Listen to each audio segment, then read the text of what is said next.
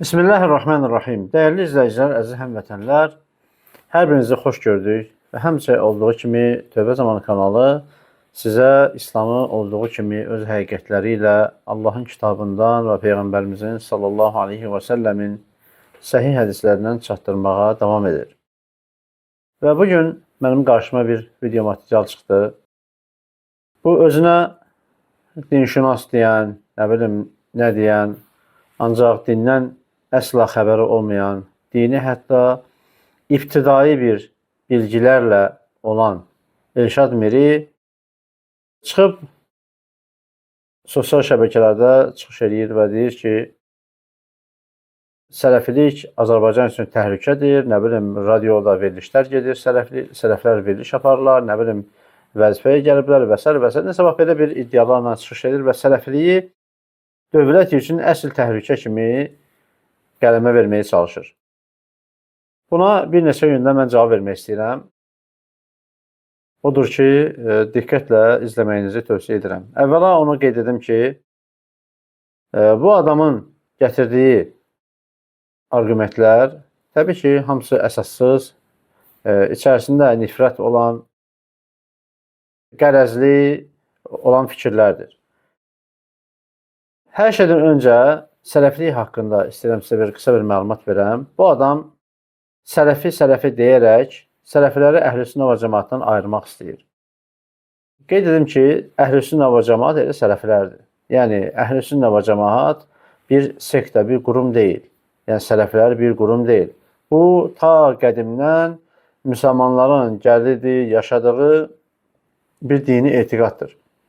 Sələfilik İslamda, İslamın sünni qolunda məşhur olan 4 məzhəbi əhatə edən bir əqidədir. Deməli, Malikilər, Hənəfilər, Şafilər və Həmbəlilər. Bu 4 məzhəb və bu 4 məzhəbin alimləri, onlar Əhl-i-Sünnə və Cəmaata aid olan bir mədrəsədir. Düzdür, 4 məzhəbə aid olan bir çox bizim bidət firqələr adlandırdığımız kimsələr də var. Yəni, əşərlər var, maturidlər var və s. Lakin, eyni zamanda bu 4 məzhəb, fiqh məzhəblərindən olan böyük İslam alimləri, elm adamları, Əhl-i-Sünnə və Cəmaat yolunda olan kimsələrdir. Ona görə sən sələfi deyib, bizi Əhl-i-Sünnədən ayıra bilmərsən. Biz elə Əhl-i-Sünnənin özüyük, Əhl-i-Sünnənin həqiqəti elə sənin sələfi adlandırdığın kimsələrdir. Bu birinci məsələ. İkinci məsələ odur ki, bu adam deyir ki, Səudiyyə Ərəbistanında təhsil alıb gəliblər, Allah təhlükədirlər və s.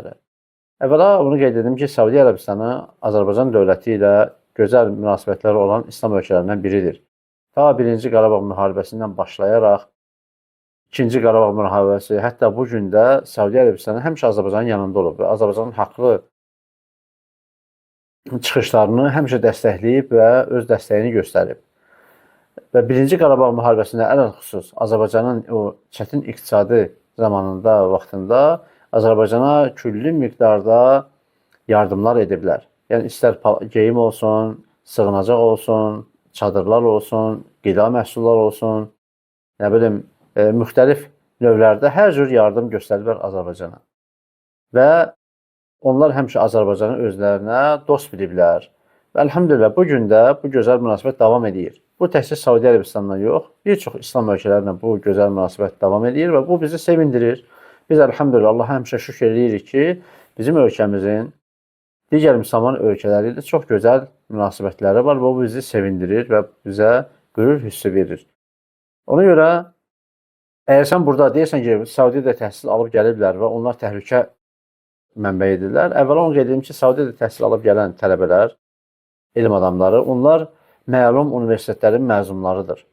Başda Beynəlxalq İslam Universiteti olmaq ilə bütün oradan məzun olan tələbələr məlum bir universitetlərin, məşhur universitetlərin məzunlarıdır. Yəni, Beynəlxalq İslam Universitetini götürsək, orada 200-ə yaxın ölkədən tələbə oxuyur. 200-ə yaxın, dünyanın müxtəlif ölkələrindən. Və orada olan akademik təhsil çox yüksək səviyyədədir. Və orada təhsil məhz ərəb dilindədir. Sən ərəb dilini mükəmməl bilməlisən ki, orada təhsil alıb o universiteti bitirə biləsən. Yəni, orada təhsil alıb gəlmək elə də asan bir məsələ deyil.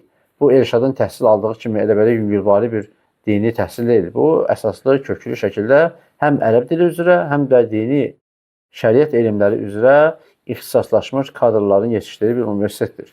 Bu universitet Səudiyyə Ərəbistanının dəstəyi ilə fəaliyyət göstərən bir universitetdir. Yəni bu ölkənin Səudiyyə Ərəbistanının daxilində fəaliyyət göstərən universitetdir. Əgər bu universitet təhlükə olsa, əvvəla bizim ölkəmiz bunun qarşısını alar. Yəni tələbələrin oraya getməyinə icazə verməz. İkincisi də ki, Səudiyyə Ərəbistanı özü əgər universitet təhlükədirsə onu bağlayar. Çünki orada da dövlətin öz təhlükəsizlik qaydaları var və s. və s. hər dövlətdə olduğu kimi. Halbuki o universitet əsla belə onun iddia etdiyi kimi radikallığı və s. təbliğ eləmir.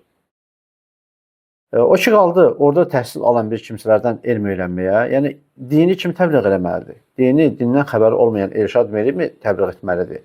Dini ibtidai formada bilən Elşad Miri, ümumiyyətlə ərəb dilindən isə anlayışı olmayan, gülünc bir vəziyyətdə ərəbcə danışan Elşad Miridən mi öyrənməlidir insanlar dinlərini? Əlbəttə ki, insanlar din üzrə təhsil almış, ixtisaslı kadrlardan öyrənməlidirlər. Onlar da, yəni bizim universitetin məzunları da, yəni mən də o universitetin məzunuyam. O universitetin məzunlarından insanlar dinlərini öyrənməlidirlər. Çünki əgər, məsələn, biz gəlib dini təhsil alaraq, gəlib insanlara fizikadan danışsaq, bəli, o zaman bizdən fizika öyrənilməz. Çünki biz bu sahənin ixtisas əhli deyilik. Amma dini sahədə bizim ixtisasımızdır və insanlar da əlbəttə ki, bu sahədə təhsil almış ixtisaslı insanlardan öyrənməlidirlər. Əslində səndən öyrənmək düzgün deyil dini. Çünki ay Elşad, sən özün hansı əqidəyə, hansı yola qulluq elədiyin bəlli deyil. Kimlərə xidmət elədiyin məlum deyil. Sən özün Soroslara xidmət edirsən, nə bilim, masonlara xidmət, kimə xidmət edirsən heç bəlli deyil. Sən öz əqidəni, dinini pula görə, vəzifəyə görə, nə bilim, nəyə görə satan, dəyişən bir insansan. Ona görə birinci özünə bax. Əgər sənin öz evin şüşədəndirsə, sən gedib başqasını daş atmayasan. Sən o qədər çirkin əməllərin var ki, sən o qədər pula həris bir insansan ki, sən vaxtı ilə Əhl-i Sünnə cəmaatının yanına gəlib, özünü Əhl-i Sünnə kimi göstərib, öz işlərini aparırdın. Qəzetləri, jurnalları insanlara satırdın. Onlardan dəstək alırdın. Hətta mən şəxsən tərcümə etdiyim kitabları sənə Word formatında e-mail üzərində mənim əlimdə sübutlarım da var. Sənə göndərdiyim e-maillər hələ də durur. Yəni arxivdə, e-mail arxivində durur. Mən sənə nə qədər kitablarımı göndərmişəm. Sən həmişə mənə təşəkkür edin ki, qardaş çox sağ ol, təşəkkür edirəm. Mənə kitablar göndərsən, mən oradan götürüb materialları məqalə kimi istifadə edirəm. Mənim tərcümələrimi sən götürüb məqalə kimi istifadə edirdin. İndi durmusan, nağıl danışırsan, böhtan atırsan. Yəni insan bu qədərmi çörəyinə təpi atar? İnsan bu qədərmi azğınlaşar? İnsan bu qədərmi həddini aşar? Amma bunun dedikləri elə də əbəs deyil. Bunun dedikləri ondan qaynaqlanır ki, əlhəmdülillah bizim bir çox elm adamları, hətta sıravi insanlar belə ibtidai dini bilgiləri olan, əhl-i sünnə olan qardaşlarımız bu insana bəzi rəddiyələr veriblər. Yəni bəzi iradlar verib, etirazlar ediblər buna. Bu da elmi şəkildə cavab verə bilmir deyə, elmi şəkildə əsaslandıra bilmir deyə, bax, çıxır belə böhtanlar atıb insanları şərləməyə çalışır. Halbuki bu insanın özünə dəfələrlə debata çıxmaq təklif edilib. Amma o yenə də deməli, o debatlardan boyun qaçırır. Bu da onun hansı ağıl sahibi, hansı yolla getdiyinin açıq-aşağı bir bariz nümunəsidir ki, bu insan ancaq fitnə fəsad yaymaq, dövlət içərisində, xalq arasında, cəmaət arasında ixtişaş yaratmaq, söz-söhbət çıxartmağa xidmət edir. Hətta bunu belə deyək də, təkcə bizə yox, bir çox insanları, bir çox ixtisas sahiblərini bu sahəyə qatıb hamısını deməli alçaltmaqdan da çəkinmir. Demək ki, bu insan həmçinin iddia edir ki, özlərini sələfi deyənlər bugün dövlət vəzifələrində işləyirlər, nə deputat olan var, nə var. Yəni, nə gəldi danışır. Əvvəla onu deyim ki, mən bilmirəm, bəlkə də var həqiqətən də. Mənim xəbərim belə yoxdur, bilmirəm. Yəni ki, həqiqətən də bunun dediyi doğru deyirsə, yox. Amma hər bir halda, yəni Azərbaycan demokratik bir dövlətdir. Burada istənilən bir şəxs, istənilən bir vəzifəyə namizəd olub, o vəzifəyə sahib ola bilər. Bu dövlətin qanunları, suverenliyi və s. bunu icazəli görür və bu dövlətin işidir. dövlətin işidir və biz o işə qarışmırıq. Və kimsə də hər hansı bir vəzifəyə gedirsə, onun şəxsi işidir. Yəni onun bizə heç bir aidiyyatı, heç bir isti soyuğu yoxdur. Yəni bu qanunlara görə hər bir kəs dinindən, irqindən, etiqadından asılı olmayaraq vəzifə sahibi ola bilər və sən özün başqa vaxtı deyirsən ki, ay demokratiya belə gəldi, nə bilim, demokratik anlayışlar belə, filan peşman, demokratiyadan dəm vuran insan, indi nə oldu sənə? Bu insanlara gələndə sən onlara qarşı radikal mı olursan? Bu da mı sənin demokratiyan? Bu da mı sənin insan haqları, insan hüquqları, insan azadlığı və s. Deməli, sən yalancı iddiaçısan. Yalandan iddia edirsən sən. Ona görə də bu iddian da əlbəttə ki, yəni heç bir əsası olmayan və çox absurd bir iddiadır. Ona görə absurddur sənin iddian ki, çünki sən əvvəla dövlətin işinə qarışırsan. Yəni dövlət özü bilər kimə vəzifə verir, kimə vəzifəyi təyin edir. O dövlət zaten bir işi görəndə əlbəttə ki, o kadrları yoxlayır, onları süzgəcdən keçirir və s. Yəni bu dövlətin işidir. Biz dövlətin işinə qarışmırıq.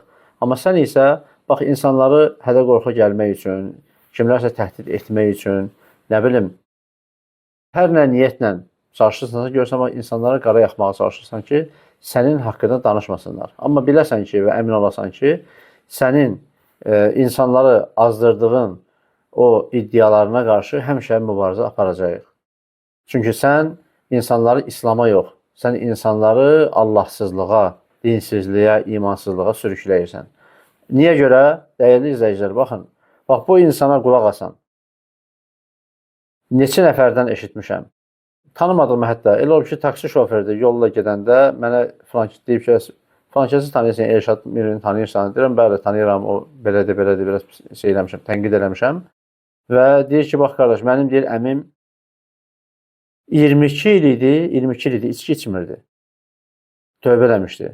Amma deyir, Elşad Miriyə qulaq asandan sonra dedi ki, mən necə böyük səhvi yol vermişəm ki, mən içki içməmişəm. Sən demə, içki içmək halal imiş, haram deyilmiş. Baxın, bu insanlara görə nəyi təbliğ edir? İnsan var ki, namaz qılırdı, neçə illər. Elşad Miriyə qulaq asandan sonra deyir ki, deməli, namaz qılmaq lazım deyilmiş. Mən boşu-boşuna əziyyət çəkmişəm. Elə namaz elə duadır, istənilən bir vaxt dua eləsən, bu mənə kifayətdir. Və s. bax, belə bu nümunələr çoxdur. Belə misallar çoxdur. Ona görə də bu nəyi göstərir? Bu göstərir ki, bu insan əslində insanları dinsizliyə, elə ateizmin özünə dəvət edir. İnanın ki, bu insan, mən şəxsən iddiayım ki, bu insan insanları ateizmə dəvət edir. İnsanları dinsizliyə, imansızlığa dəvət edir. Bu insan insanları deistliyə dəvət edir. Yəni, bunun anlayışına görə şəriət anlayışı yoxdur. Çünki Quranı da istədiyi kimi oxuyur, ağlına nə gəlirsə o yöndə onu yozur. Düzdür, ağlına gəlir deyəndə ki, burada bu özü fikirləşməsində bunları, onu da qeyd edeyim ki, dəyərli izləyicilər, bu danışdığı fikirlər var ha. Eyni fikirləri, eyni iddiaları, eyni vaxtda bunun ağlında olan, eyni fikirləri bölüşən, eyni sektaya, eyni nə bilim quruma xidmət edən, Türkiyədə olan, adını çəkmirəm, bəzi insanlar var. Ərəb dünyasına adını çəkmirəm, bəzi belə insanlar var. İngiliscə düzdür, mən ingilis dilinə dinləmirəm. Çox güman ki, o dillərdə təbliğ edən insanlar, yəni eyni fikirləri paylaşırlar. Görünür ki, bunlar eyni qabdan su içirlər. Eyni mənbədən bu fikirlər gəlir və şübhələr də eyni şübhələrdir. Və hədəf nədir? Hədəf İslamı, müsəlmanları parçalamaqdır. İnsanları dindən uzaqlaşdırmaqdır, insanları dindən soyutmaqdır. Vaxtilə Adnan Oktar adlanan şəxs də, yəni özünə Harun Yəhya adı ilə təqdim edirdi. O da vaxtilə bunun kimi danışırdı. Belə pafosda çıxışlar edirdi. Axırı nə oldu? Bütün çirkin əməlləri çıxdı üzə və biabır oldu. Və bu da, bunun kimi insanlar əsrlər boyu gəlmiş İslamı yıxıb, güya özlərinin dünən, sırağı gün icad etdikləri, uydurduqları, bax belə qaranlıq, bilinməyən bir yönə çağırırlar, dəvət edirlər.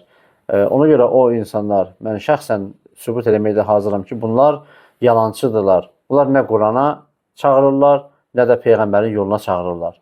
Bunlar özlərinin yoluna çağırırlar. Bunlar bilinməyən bir yola insanları çağırırlar və ən böyük təhlükə də budur. Çünki 44 günlük müharibədə də sübut olundu ki, döyüşən əskərlərə dəstək verən, onlara dayaq olan onların imanıdır. Onların daxili mənəvi zənginliyidir. Və bu zənginlik insanın inancından, dinindən irəli gələn bir zənginlikdir. Və bu da Quran-ı Kərimin və Peyğəmbərimizin sallallahu aleyhi və səlləmin kəlamlarının bərəkətidir və onun tələbidir. Allahdan deyirəm ki, Allah subhanahu wa ta'ala bizim xalqımızı, millətimizi belə fitnəkarların, şərbazların şərrindən, fitnəsindən qorusun və xalqımızı, dövlətimizi, millətimizi əmin-aman eləsin, bizi fitnədən və fitnə əhlindən hifz eləsin. Allah'a emanet olun. Esselamu Aleyküm ve Rahmetullahi ve Berekatuhu.